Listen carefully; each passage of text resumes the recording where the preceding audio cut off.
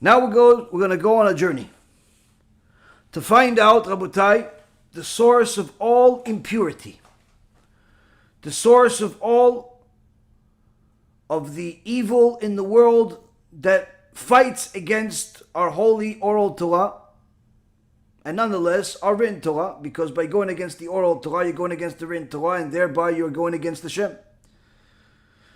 It is not possible to be compliant with the written Torah only, because you would not understand the written Torah without the oral Torah. And to translate things according to your understanding is simply an egotistical, arrogant, and foolish thing to do.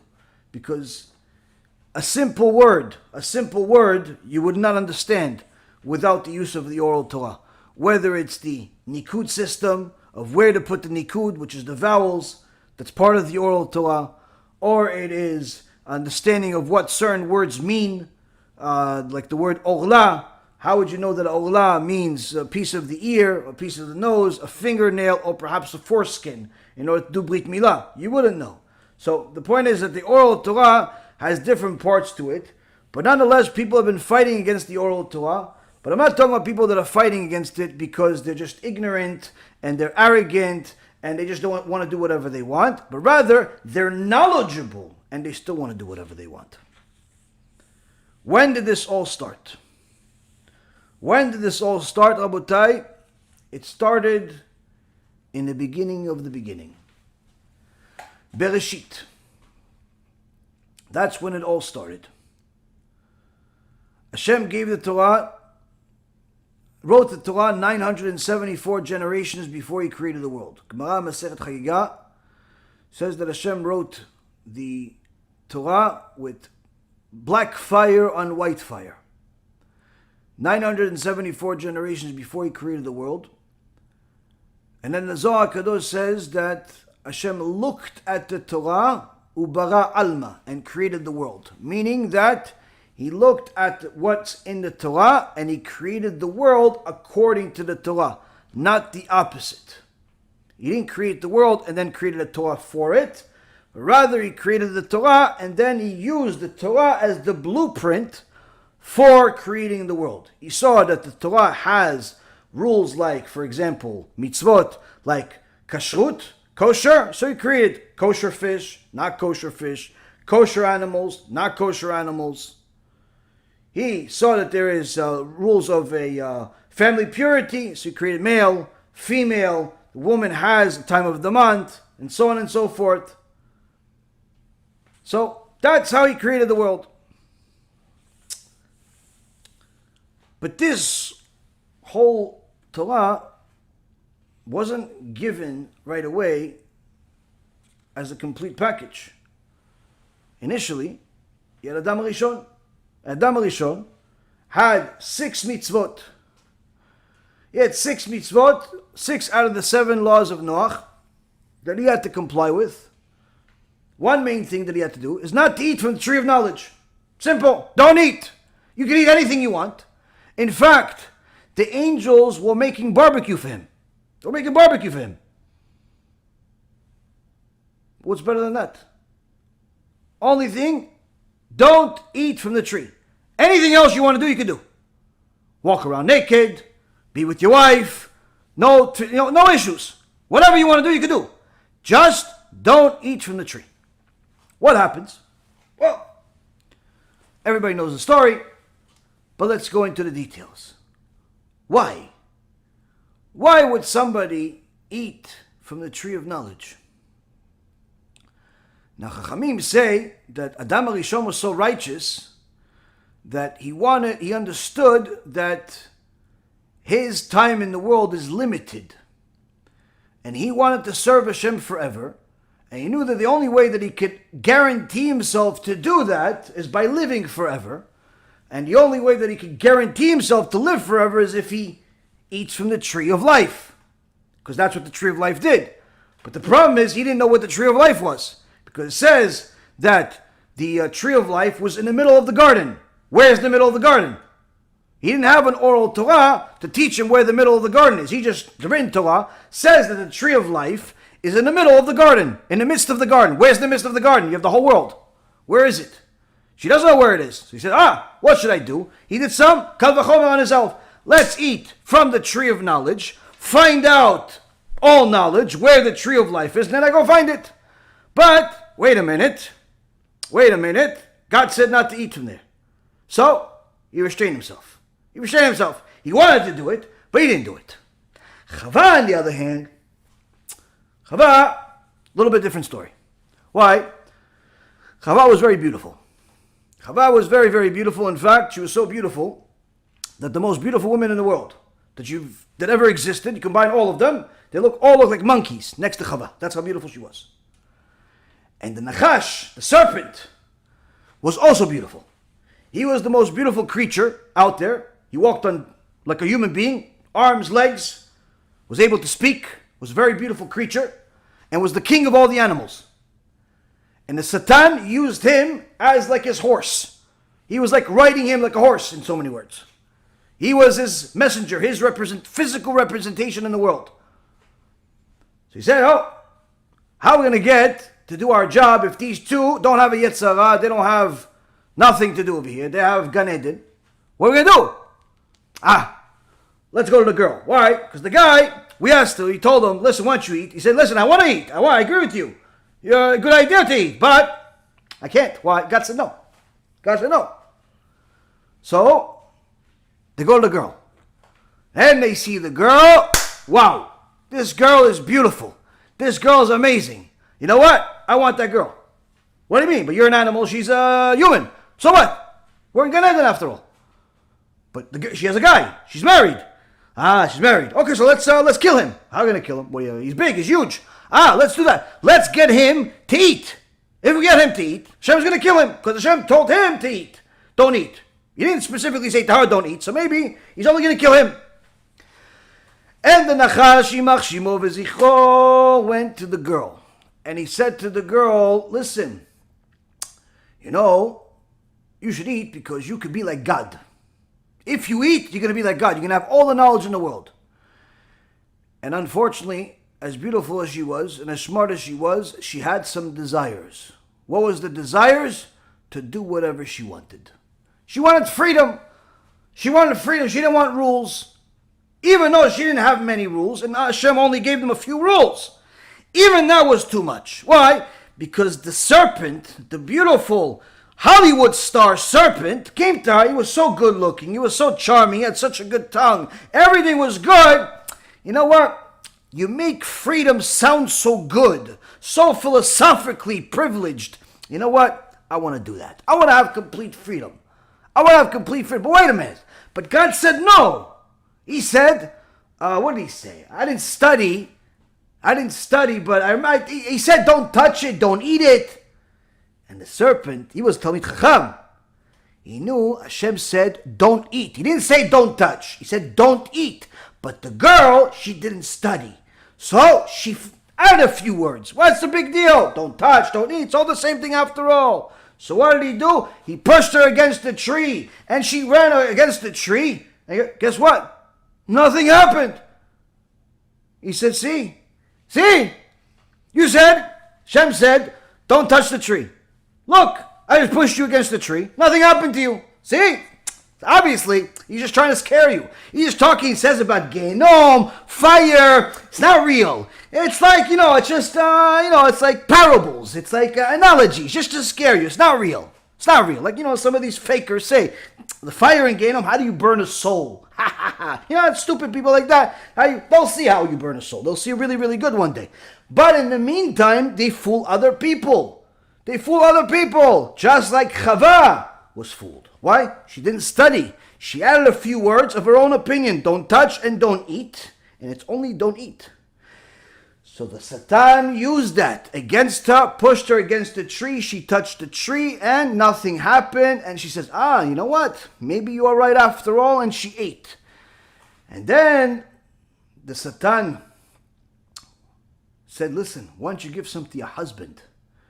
And when she came to the husband, she came to Adam HaRishon. Since Adam HaRishon already had the desire to do it, he ate without thinking twice.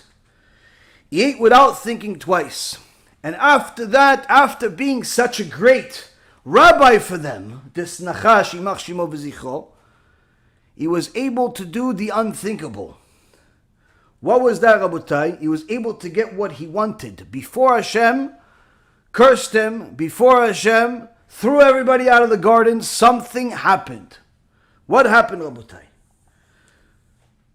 The Gemara in Masechet Shabbat, page 146a, says that the whole thing was about the Nachash wanting to be intimate with the girl. And the girl wanted to do whatever she wants. So he got her to do what she wants. She could do whatever she wants. Now I get whatever I want. What I want, he wants to be with her. And he ended up raping her, Shem Yishmor, and his Zo'ama went inside her body. Where do we see this in the written Torah? In the written Torah, you see that when Hashem rebukes them, in chapter 3, verse number 12,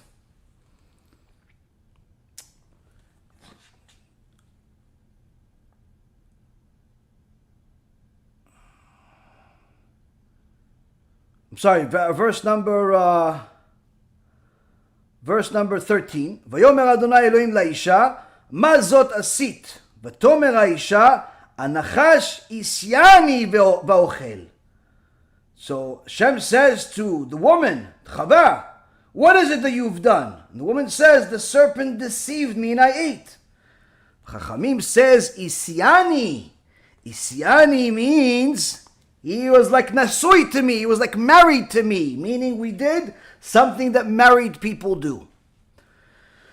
Now why do I tell you about this horrific act? Because that is the source of the Tumah that came to the world that is alive and well until today. Because from there, Rabotai Karim, from that seed, from that Zo'ama that went into Chava, came Kayin. There was Cain and Abel. Two children initially for Adam and Chava. One of them was Cain, the other one was Hevel, Abel in English. Now this Cain and Abel didn't live very long, or at least Abel didn't live very long, but nonetheless, the first murder happened there. After Cain saw that Abel has more favoritism in the eyes of Hashem, in addition to that, he also has more wives. He has two wives versus Cain has only one wife. Cain didn't like it and he ended up killing him. Now what's the story behind Cain? What's the story behind Cain? Who was Cain?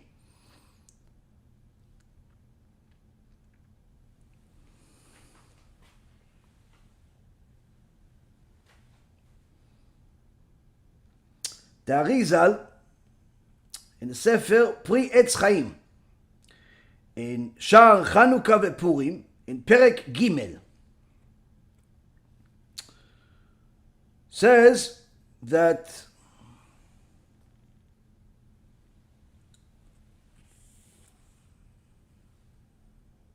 Cain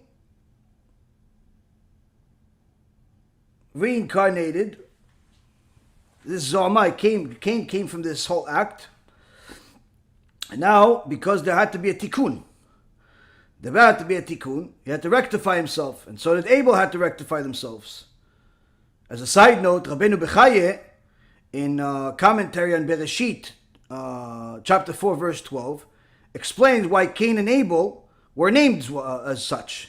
He says, Cain was his korban, his sacrifice that he brought to Hashem was ignored by Hashem. And he was called Kayin. Kayin is because he wanted all of the, it was based on his desire to get kinyan. Kinyan is business. Kayin comes from kinyan. Kinyan is business. He wanted the pleasures of the world. So when he brought a sacrifice to Hashem, he didn't see any pleasure out of giving a sacrifice to Hashem. So he gave him all of his garbage. All of his garbage. And that's why Hashem rejected it. Abel, on the other hand, which is in Hebrew called Hevel, he was called as such because he looked at all of the possessions of this world as Hevel Avalim, as nothingness, futile futilities, like Shlomo HaMelech says, Hevel Avalim, nothing of nothingness, as it says in Ecclesiastes 7 times.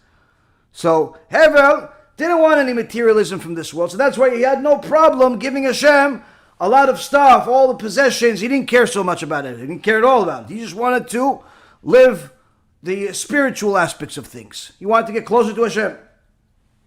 So that's why he was spiritually perfect. Kayin was spiritually deformed because of desires. But Hevel, on the other hand, Hevel was so high that Hashem says, listen, all you want to do is you want to go to Olam Haba. You don't even want to live in this world. So, okay, so you're too high for this world. Therefore, there's no point for you to be in the world. At this level, there's no point of you being into the world. You have to be reincarnated at a slightly lower level. He had to be reincarnated later on as Noach, and then eventually Moshe Rabbeinu, and so on and so forth. Moshe Rabbeinu, when he was originally born, he wasn't as high as he was when he was later on at 120 years old. He had to do some tikkunim himself. Hevel, on the other hand, was a sinless person, because he literally had no desire whatsoever for physicality of the world. Kayin was the exact opposite, named Kayin because of the word kinyan. Kinyan means to do business, to make a business transaction. And that's why he did not want to give a good korban, a good sacrifice to Hashem. Now, this came from what? Came from Chava, his mother, Eve, in English. Her wanting to do whatever she wanted because she wanted to have the pleasures of this world. That came from the snake, the serpent, who also wanted to have pleasures of the world. They all wanted to have freedom to do whatever they wanted in this world. Hence comes Kayin. Now what happens to Kayin? The Arizal says in Shar Chanukah and Purim, Perek Gimel, that Kayin reincarnates as Esav. Reincarnates as Esav, and eventually will reincarnate into Yeshua Notzri. Yeshua Notzri, that's Jesus of Nazareth. Now, obviously, there's Kayin. A few generations later, there's Esav. Yeshua Notzri is thousands of years later. What happened in between? That's what we're going to get to today. That's what we're going to get to today. Kayin turns into Esav. Esav, Rabotai,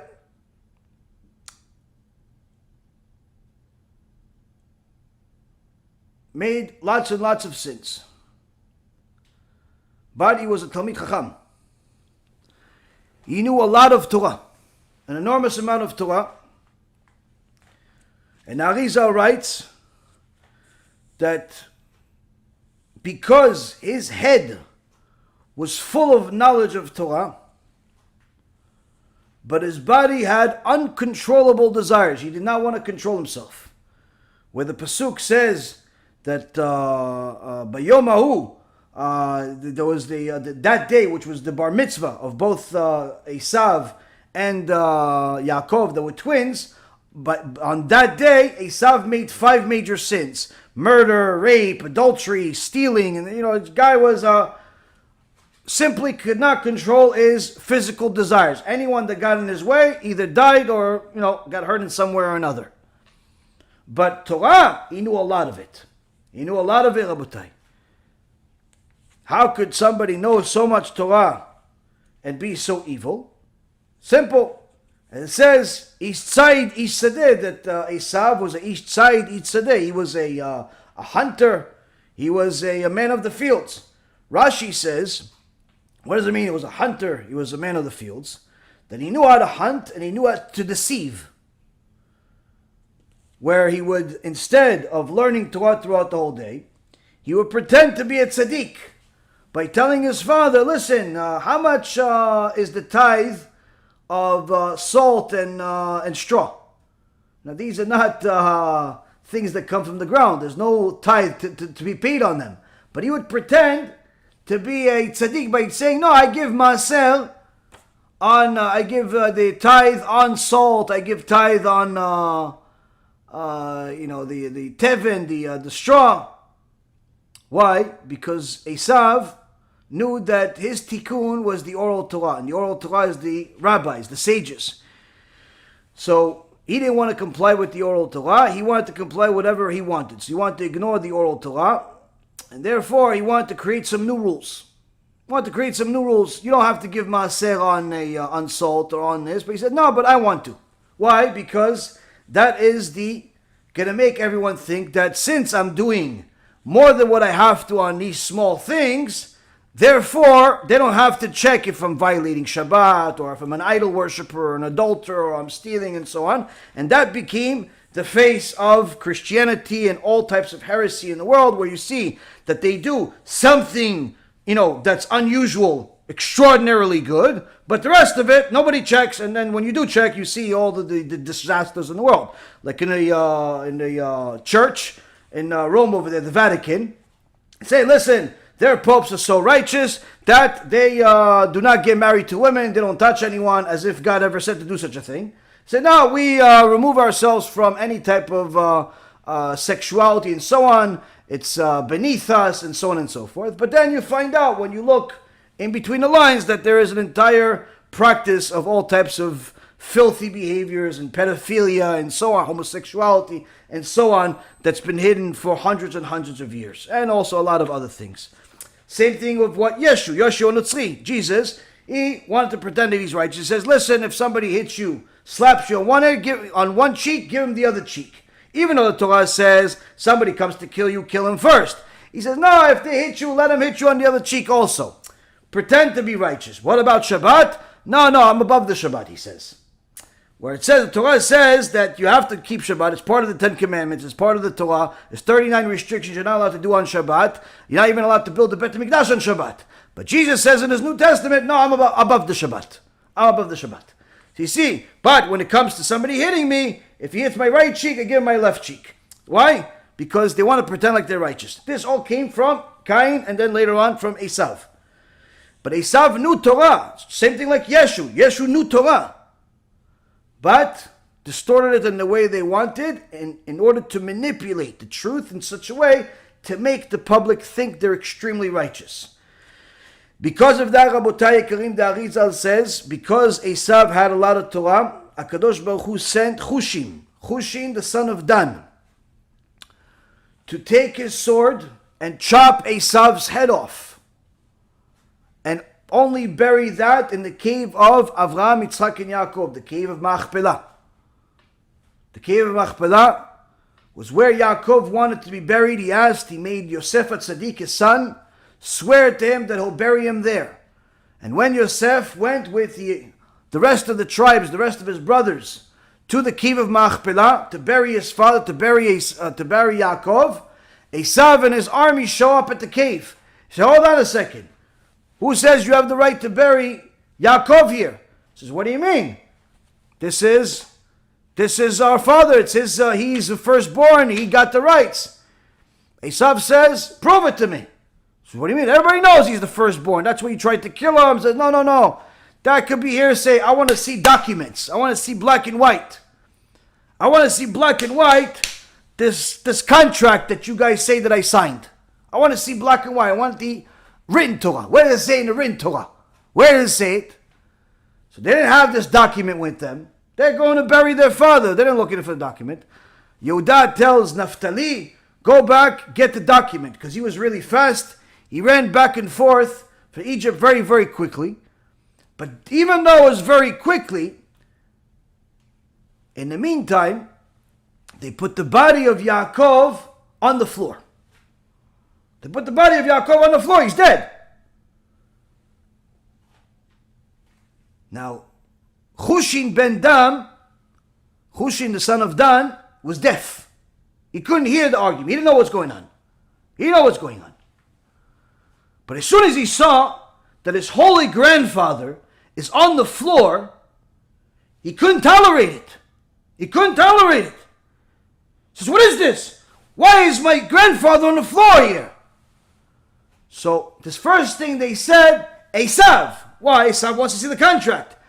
Because Hushin ben Dan could not tolerate the fact that his grandfather was on the floor, he didn't have the patience to wait to see what's the explanation behind it. He took his sword, chopped the head of Esav off of his shoulders. Some say he hit him with a bat on his head so hard that his head came off. Nonetheless, his head fell off and rolled right into the cave of Machpelah, and they buried the head inside cave of Machpelah, and the body stayed outside of the Machpelah. Why? Because the head of Esav had a lot of merits and knew a lot of Torah, but the body didn't follow suit. The body was full of desires and followed those desires, and therefore has no right to be buried next to the righteous. As a side note, I heard one time from Rav Nisim Yagen Alav Shalom, he says, how come the Shvatim, the 12 tribes that were actually much closer to Yaakov than the grandson, Hushin, how come they didn't chop off Esav's head? How come Yehuda didn't chop off his head? How come Yosef didn't chop off his head? How come nobody else chopped off his head? How come Hushin, who's technically not as close to Yaakov Avinu, how come he's the only one that did it? Rabbi again teaches something scary, but it's emet. He says the tribes, they were Kodesh Kodashim. They were Kodesh Kodashim. And through the argument that they had with Esav, they were going back and forth, negotiating with this Rasha that distorts the Torah. They had to put the body down. And after the conversations going back and forth, in essence, they got used to the fact that the body of Yaakov was on the floor, like it wasn't necessarily such a unprecedented thing anymore. They didn't expect to do it when they got there, but since they were going back and forth, they saw that this argument is going to go on for a while. Naphtali has to go back all the way to Egypt to get the paperwork. It's going to be here for a while, so they put the body down for a while. What's the point of holding it up? So, because the body was on the floor already for a little while, they got used to it. Hushin, the son of Dam, he didn't hear any of this argument. He just, there's people there in front of him. He can't see what's going on. Finally, when he comes to see what's the holdup, and he sees the body of Yaakov Avinu on the floor, this is the first time he heard the whole thing. This is the first time he saw it. He didn't get used to anything. He didn't have time to get used to anything. When he heard that the reason why his grandfather's on the floor, Yaakov Avinu's on the floor, has to do with Esav, that was it. That was it. This is a Musar lesson for all of us, Rav Yagen says. Sometimes we get used to things. We get used to praying late. We get used to not studying. We get used to not saying hello to our wives or our husbands when we come into the house. We get used to having our kids in the house and simply ignoring them whenever we feel like it. We get used to the guy that's coming to collect tzedakah, so we don't give it to him every single time. We figure he'll come back tomorrow. We get used to different opportunities coming to our desk, so we don't take advantage of the good ones when it comes to Torah. We get used to things. That's a mistake. That's the mistake. A person needs to know not to get used to anything. Every single thing in your life is a blessing. Every single thing in your life, you have to take advantage of it when it's in front of you. Don't bet on tomorrow. Tomorrow may not exist. Esav, on the other hand, he acted that way, but on a negative aspect. Everything that he had that was physical desires, he acted on it as if it's the end of the day, as if it's the end of the world. He's hungry, I'm willing to sell my life and everything, my firstborn rights. Why? I want to eat, or I'm going to die. For food. He was called Edom because of food. He ate red food, so he's called red. What is one thing of what? If I eat chulent, that means my name is chulent? If I eat rice, that means my name is rice? No. What Torah is trying to tell us, what Hashem is describing Esav is the epitome of materialism. Epitome of materialism is the whole thing, his whole self is just materialism. The whole reason he exists is materialism. The only reason he would learn Torah is for materialistic reasons. The only reasons he would do a mitzvah is for materialistic reasons. The only reason he would live, materialistic reasons. That was him. He was Edom. And that brought the destruction. Why? Because all of that knowledge that you have cannot stand the test of truth if you have physical desires that will make you biased. And that all started with Chava, and then Kayin, and then Esav. But after Esav, Rabotai, the Arizal says, look, Esav, if you spell it with a Yud, Ain, Shin, Yud, Vav, You switch the letters the way that they are. Ayin, Shin, Yud, Vav. Instead of Ayin, Shin, Yud, Vav, you take the Yud, put it in the beginning, the Vav right after the Yud. I'm sorry, the Yud, the Shin, the Vav, and then Ayin, same letter, spell what? Yeshua. Yeshua, Jesus of Nazareth. Arizal, Shah Rosh Hashanah, page 460, says this is one of the hints that Esav eventually reincarnates into Jesus of Nazareth. Because just like Esav ruined this world and the next world because of his physical temptations and desires going out of control, so did Jesus of Nazareth. But before he became Jesus of Nazareth, reincarnated into him, something else had to happen. What else had to happen? The soul of Esav reincarnated into 3 different people. Until recently, I thought it was only 2, but I learned that it's actually 3. First one, the Arizal says, was the Egyptian and Yitro. The Egyptian and Yitro. The Egyptian that looked at Shulamit Bat Divri, who was saying hello to everyone, very friendly Jewish girl, saying hello to the Jews, saying hello to the non-Jews, saying hello to the rabbis, saying hello to the rabbanit, saying hello to the everyone, saying hello, hi, hi, hi, hi, hi, hi, hi, hi, flirting with everyone, hi, right? You know, hi, be friendly. Where does it say in the Torah? Now let to be friendly and talk to men. Doesn't say it in the Torah. Written Torah doesn't say it, but in the Oral Torah it does. In the written Torah it doesn't say you're not allowed to talk to other men that are not your husband. Doesn't say it. But in the Oral Torah it does. Mishnah Pirkei Avot, chapter 1, Mishnah number 5, and many other places in the Gemara it talks about how Mishnah says you shouldn't talk to a woman, and that's talking about your own wife, don't talk to her too much. Needless to say, somebody else's wife, you shouldn't talk to her. And other places say that somebody that takes the suggestions of his wife too much ends up going to Gehinnom, because if she's not a scholar, she could be very emotional, lead him astray, like the wife of Korach, and so on and so forth. She wants to say hi to everybody, wants to flirt with everybody.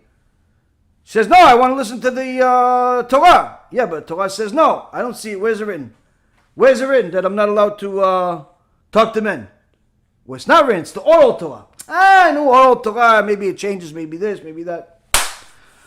Well, Rabotai Kayin, Shlomit Bat Divri did not want to listen to the Torah, and therefore Kadosh Baruch Hu sent her tikkun. What's the tikkun? He sent her the Egyptian. The Egyptian got a hi, and he wants to say bye, and he ended up raping her. He ends up raping her, and after he finishes this filthy act, not that his act is correct, but nonetheless this was the hand of Hashem. After he finishes his filthy act, the husband walks in. The Tanva Aviram with the brothers. One was Shlomit's husband, one was her brother. He sees this Egyptian just raped her. The Egyptian gets angry that he sees it and he starts beating up the Jew. Comes Moshe Rabbeinu and he sees that the Egyptian is beating up the Jew. And he sees Beruach HaKodesh that really it's the Egyptian is beating up the Jew because he's embarrassed because he just caught him raping his wife. So he kills the Egyptian. That Egyptian, where did he come from? He came from Esav. But that seed went into Shlomit Bat Divri. And the Arizal says that seed went from the Egyptian to Shlomit Bat Divri and brought a young boy who was now going to continue this disaster, this reincarnated into the young boy that was the son of Shulamit, called famously the blasphemer. Why this blasphemer? Because this blasphemer, this young boy, since he was not of a Jewish father, he could not be part of any tribe. So after they left Egypt, he wanted to join one of the tribes. He wanted to join the Dan tribe, the Shimon tribe, and no tribe would accept him. He said, listen, you don't have a tribe. Your father is a non-Jew. When your father is a non-Jew, you don't have a tribe. Just like if you're a convert, you don't have a tribe. When the Mashiach comes, he'll tell you what tribe you are. But until then, you're not part of a tribe.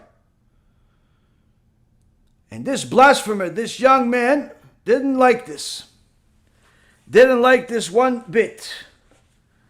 And the pasuk in Leviticus chapter 24 verse 16 says, V'nokev Shem Hashem. That he would take the name of Hashem. In essence, he would curse the name of Hashem. What does it mean he would curse the name of Hashem? What does it mean? Okay, so we know that he came from a problem. He came from a rape. The Egyptian came from Esav, not good. His mom was not exactly such a righteous woman, similar to Yoshke's mom, Maria, the Zonah, that she cheated on her husband, and she ended up. That's where Yeshu came from. Okay, so same source. We're getting to Yeshu. We're seeing it's the same story over and over again. But what does it mean, curse Hashem? Blasphemer, cursing Hashem, what does it mean? Now we always thought, listen, blasphemer, he cursed the name of Hashem. But the pasuk says, V'nokev Shem Hashem. He cursed the name of Hashem. Not just he cursed Hashem, the name of Hashem.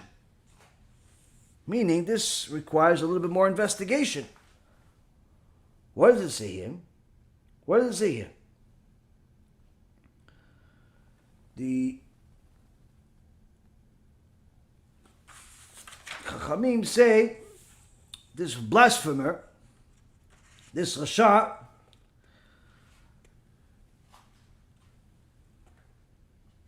he didn't like the Oral Torah. He didn't like the Oral Torah. He, like his mother, he wanted the written Torah only. Like Esav, he wanted the written Torah only. What's the written Torah? What does it say? What does it say? I want to see what it says. Where's the verse that it says such and such, Rabbi? Okay, this is the verse. Yeah, but it's not saying exactly what you said. Yeah, exactly what I said is in the Oral Torah. No. Can you find me someplace that says exactly what you say? No. Doesn't exist because the written Torah is not written the same way. No, I want to be exactly like what you say. Okay, show me a verse where it says Genom in the Torah. You're not going to find the word Genom in the Torah. You'll find other names for the Genom in the written Torah. 7 other names in the Torah. No, so Genom doesn't exist. No, there's just 7 other names. That's what the Oral Torah is for. Show me a place where it says that Genom is eternal in the Torah. Where does it say it? Oh, last verse of the prophet Isaiah. No. But show it to me in the 5 books of Moses. And that's how people are. They want a verse in the written Torah. In this. Who did this? The blasphemer. The blasphemer. Blasphemer did it. Where did he do it? The Gemara in Masechet Ta'anit. I'm sorry, the Gemara in Masechet Psachim. Masechet Psachim, page 58. Hashem says, Ta'am Yisrael, I'm not called the way that my name is written. When it's written, it's Yud K Vav K. And when it's said, it's with the Aleph Dalet Nun Yud. When it's written, it's with the Ya. You don't say the whole name. When it's said, it's with the Ado. Shem says, it's written one way, but you don't say that name. Why? It's too holy to be said. You don't say that name. You say it a different way. Now, the blasphemer, what did he do? Nokev Shem Hashem. V'nokev Shem Hashem, he would say Hashem's name as it is written. The Torah says, you say the name of Hashem, death penalty. You say the name of Hashem, the way it's written, death penalty. No questions asked. Death penalty. Now, initially he was a boy. So don't say it. So where's it written not to say it? Where's it written not to say it? That's the Oral Torah. No. Show me a verse in the written Torah where Hashem says, don't call me by this name, because that's the only thing I go by, the blasphemer said. They say, you're just like your mother. You're just like your mother. You don't want to listen to Moshe Rabbeinu. You want to listen to Aaron HaKohen. You don't want to listen to Yeshua ben Nun, all the elders. You don't want to listen to nobody. You want to listen to yourself. So, the moment this young idiot was old enough to be judged, he said the name of HaKadosh Baruch Hu, the way it's written. And that was what they killed him for. That was what they killed him for. In fact, Rabotai Yekarim, the Chachamim say, look at this. Look at the verse. Venokev Shem Hashem, the crime that the blasphemer said. Venokev Shem Hashem starts with the letter Venokev, Vav. Shem is Shin. Hashem starts with Yud. Vav, Shin, Yud, Yeshu. Jesus of Nazareth.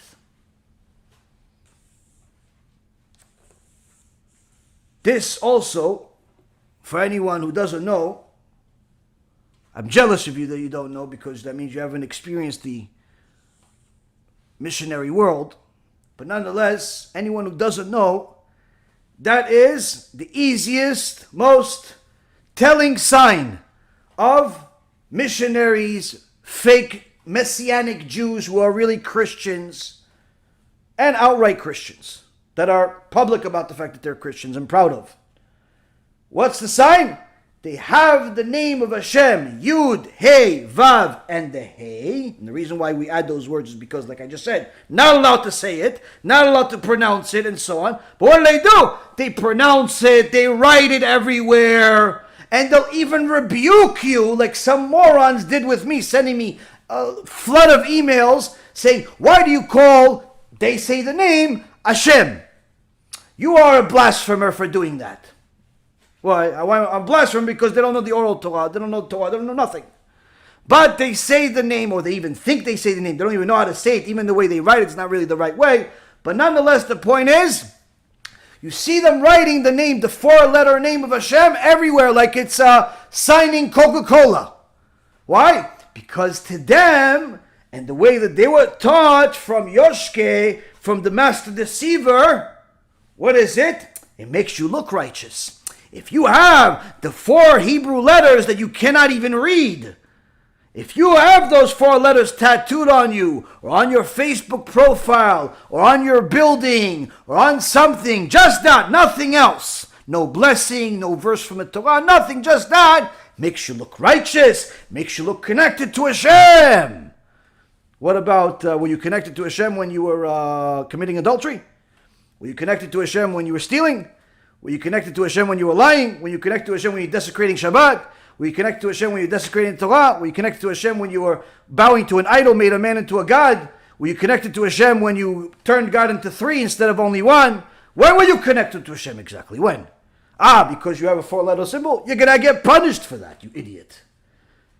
You're going to get punished for that severely. Why? The blasphemer got killed for it. It's in the Torah. But since you don't read the Oral Torah, you don't care for the Oral Torah, you think it's a mitzvah. You think it's a mitzvah. This is one of the many ways that a person could literally self-destruct without even knowing. Thinking that they're in the mitzvah, but in reality, they're sinning with every word that comes out of their mouth. And you'll see that many times these messianic Jews, i.e. Christians, they say God like it's nothing, like it's saying Coca-Cola. They call him by the names that you don't use. Whether it's Elokim, but they say the Him as if it's no big deal. Or they say the Amunai, but the way it's supposed to be said, like it's no big deal. Like it's saying Steve or Dave. Why? Because to them, that, Jesus, that's all the same to them. It's all the same to them. Since they have humanized God into a person that they could just call him Yeshua, Jesus, Yosh, whatever they want to call him. Every day it's something else. They figured you could call the real God also whatever they want. Why? Because that was the whole purpose of humanizing God. That was the whole purpose of humanizing God. Making it human, limited, like you, friendly. Your buddy. You can talk to him whenever you feel like it. Insult him, lie to him, chill with him, hang out with him. Maybe give him a beer. That's what happens when you humanize God. That's what happens when you humanize God. you destroy everything. Everything but God. Because the God of Israel can't be destroyed. He's only going to destroy the person that tries to destroy him. But this, Rabotai, was the next reincarnation where the blasphemer came. That was from Esav, who eventually becomes Yoshke. Then there was also the Egyptian, his father. Then there was also Yitro. Yitro was also a reincarnation of Kayin, because he killed Abel, he killed Hevel because of a girl. So you had to do the tikkun by giving the girl back. In essence, Yitro gave Hevel, which was a reincarnation of Moshe Rabbeinu, was a reincarnation of Hevel. He gave him his daughter. That was his tikkun. But also, Yitro reached the highest level of the tikkun. He actually rectified himself completely because he abandoned idolatry. And that part of the neshama of Kayin was fixed, while the rest of it continued going into horrible places. So here we see that when Arizal says anyone who doesn't understand that a neshama, that a soul can be split into an endless amount of pieces, doesn't understand the basic minimum requirement of Kabbalah. Because a neshama is not like what a person would think. A neshama is like fire. And the fire, if you take a fire and you light a second candle, the original fire doesn't go down by any amount. It doesn't deteriorate. Even if you take one candle and you light 1,000,000 candles, the original fire stays exactly the same. Stays exactly the same as far as the size of it. But now you have 1,000 replications. A neshama can be split into an endless amounts. So the souls of Kayin and Esav were very, very big souls.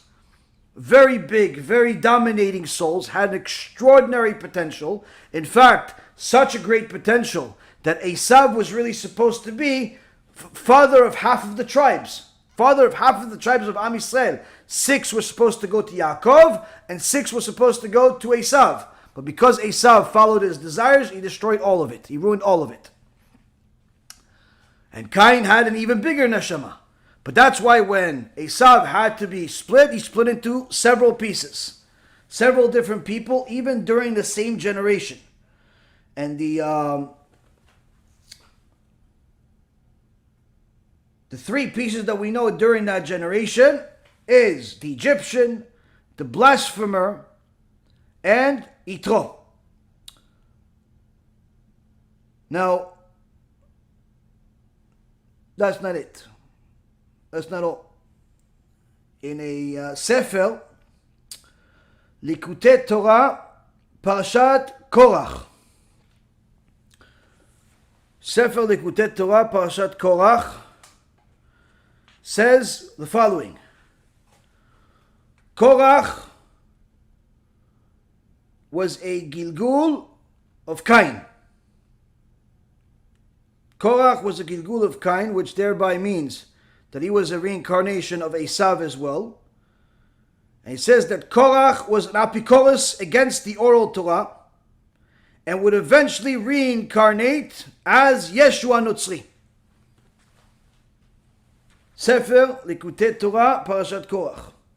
And he says during that time, the Arizal, in the name of the Arizal and also other Chachamim, says that there was a, just like the soul is in essence split into 3, there's the Nefesh, Ruach, Neshama. Here you have the soul splitting into 3. The Egyptian died right away. Then you have the child born from that. And then you have 3 living at the same time. You have Yitro, you have the blasphemer, and you have Korach. And it said Korach would eventually reincarnate into Yeshu. Now, why is Korach such a necessary addition to this concoction of disaster? Because you have to know the story of Korach. Korach started off in a very good way. Talmid Chacham, from the Levi tribe, good family, extraordinarily wealthy, so wealthy that he had more money than the rest of Am Yisrael. He was the wealthiest man of the land. But that wasn't enough. Why? His wife wanted power too. And her it's written, Isha buna, Isha oreset. A woman builds, a woman destroys. A woman builds is named after On ben Pelet's wife, who saved them from joining Korach in the last minute. A woman destroys is after the wife of Korach, who is the one that enticed him to go after not just money, but power too. How? She saw that Korach is the richest man of the land, but he doesn't have the position of the richest man of the land. Moshe Rabbeinu has it. And he doesn't even have the second in command because Moshe Rabbeinu's brother has it, Aaron. And she says, look at this nepotism. Look at this nepotism. Look, he's given the best job to his brother, even though you're clearly better fit for it. You're more righteous, you're more rich, you're more this, and you also have the support of all the rabbis. All those rabbis you donate money to on a regular basis.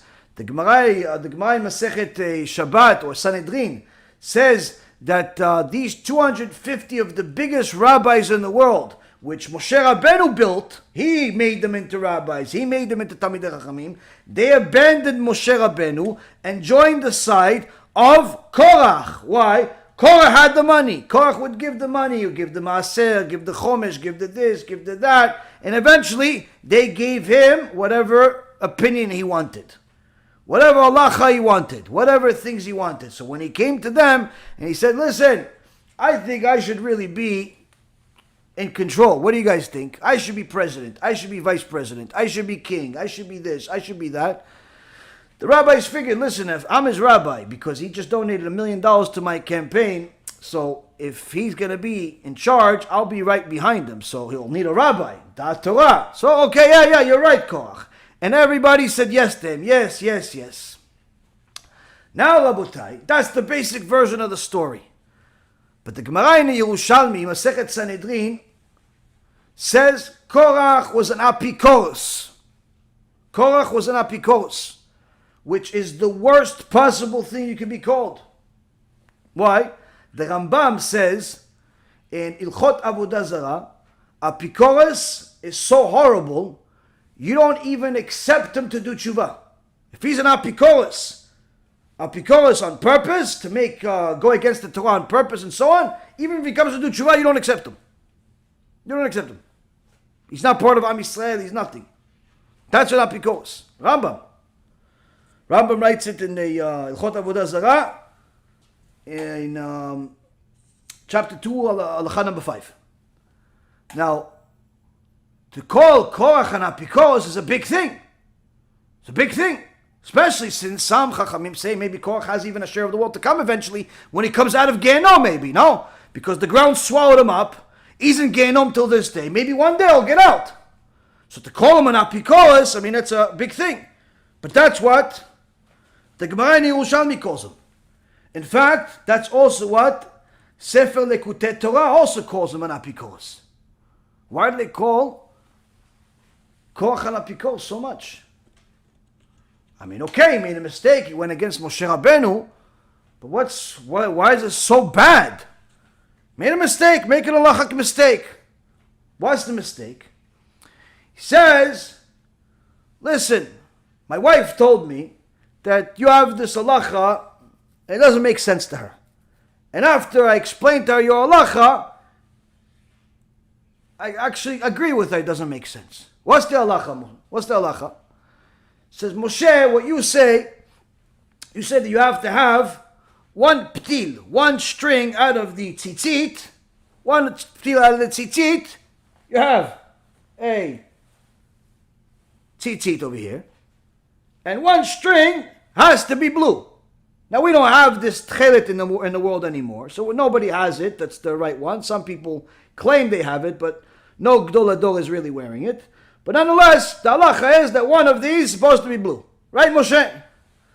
Now my wife says, listen, I think Moshe Rabbeinu made up this law.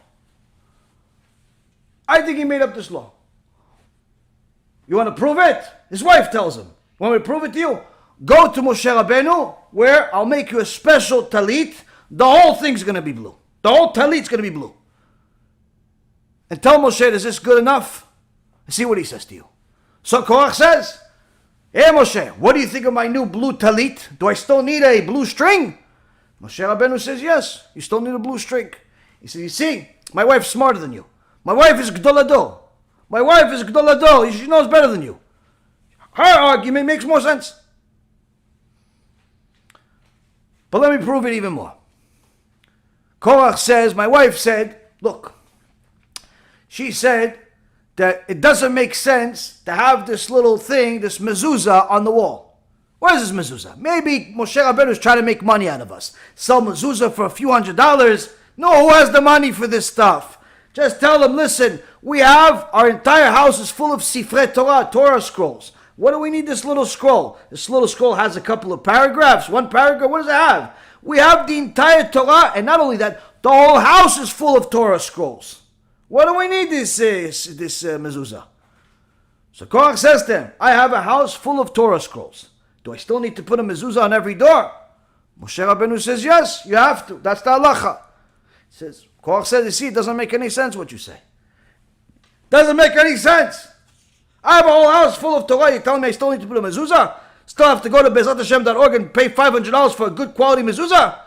No, come on, Moshe. You're trying to make money out of us. Moshe Rabbeinu says, that's the halacha.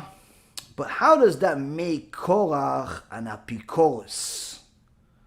How does that make Korach an apikoros? It doesn't.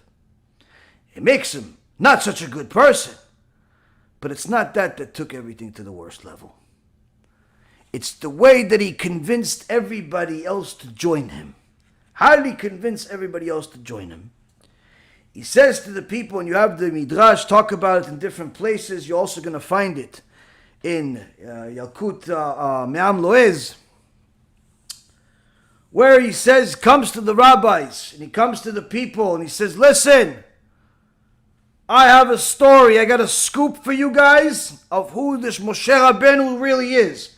You guys may see him, you may like his shurim, you may like his face that's bright, I'm telling you, guys are no good. No? What do you got, Korach? Korach says to him, I just met this lady, this old lady, poor lady. Her husband died in Egypt. Her husband died in Egypt, she didn't have anything. All she had was a field. She had a field. She wanted to sow her field. And Moshe Rabbeinu says to her, listen, it's unfortunate that you're a widow and everything, but make sure not to seed your field with mixed seeds. Because Hashem commands in Leviticus 19:19 not to plant your field with different species of seed. Has to have certain separation. You can't combine all the different fruits and vegetables and so on. So, that's a rule. So she came to reap. Moshe told her, hey, take care not to pick up the individual stalks that have fallen. Why? That's the leket. If it already fell, you leave that for the poor people. Whoop. Then when she was about to put the grain into storage, Moshe Rabbeinu comes and says, hey, hold on, lady. You have to separate the Tumah offering for the Kayin, for the priest. The first Maser to the Levi, and the second also. And this widow, Korach says, she suffered in silence, following everything that Moshe Rabbeinu says, but she doesn't have money to eat. She barely makes anything. And she realized it's not worth it to maintain the field. So, doesn't need this problem. She sold the field and she bought a few sheep. And she'll take their wool and she'll shear it off and sell it to provide food for herself and her daughters. So when the sheep were about to give birth, comes, I want a Kayin, Moshe Rabbeinu's brother. He said, oh, hold on a second. That's the first baby from that sheep. That's mine. God commanded it. God commanded it that the first has to be consecrated to Hashem. You have to give it. The widow stayed quiet. Then they came to shear the wool. Here comes Aaron HaKohen again, demanding that he has to be given the wool. God commanded it that you have to give the first shearing of the sheep. And the woman says, I see that I've fallen into a trap that I can't escape. So you know what? I'll just slaughter these sheep instead. And no sooner that she slaughtered the sheep, Aaron HaKohen appears to her and says, oh, hold on a second. You have to give me the foreleg, the jaw, the maw. These, God said, you have to give me all this stuff. And the woman says, even after I slaughter these sheep, I can't get rid of these demands. And she says, you know what? Everything is on ban. Everything is on cherem. I don't want any of it. But even after she put everything under a ban, Aaron said to her, now give me everything. Because that's what God said. Everything that the Israelite declares taboo shall be yours.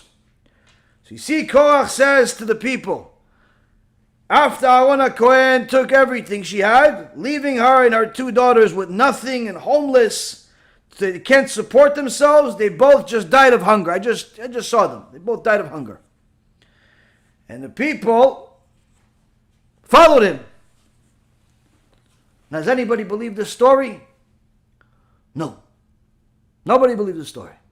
But they still followed him. Why? Lashon hara, Rabotai, is so powerful that even if you find out that it's rechilut, it's completely false, it's Motzi Shem Ra, it still affects you. It still influences your opinion about that person. Because first and foremost, they're in a desert. Nobody's plowing and there's no seeds. On top of that, Rabotai, there's no figs, there's no plants, there's no pomegranates. They're traveling from place to place. Nobody's planting anything in the desert. On top of that, the plowing and the planting of the fields, completely fake. And also all the priestly gifts, all those mitzvot are only to be done at the Bet HaMikdash. Not there, not at the desert. And since no one in the desert was occupied with the procurement of food, because everything was coming from Shamayim, how did she die of hunger? There was man coming from Shamayim. There was food coming from Shamayim. How did she starve to death with her daughters? Everybody knew that this couldn't be, and there was nobody that died, there was no lady, nothing. But despite all of this fabrication, the hearts of the gullible people, the spiritually lazy people that didn't want to verify what's true, what's not true, they fell for it anyway and they supported Korach. Either because they wanted to go against Moshe Rabbeinu, or because they were spiritually lazy and didn't want to verify anything. Different reasons. Or they were just evil people.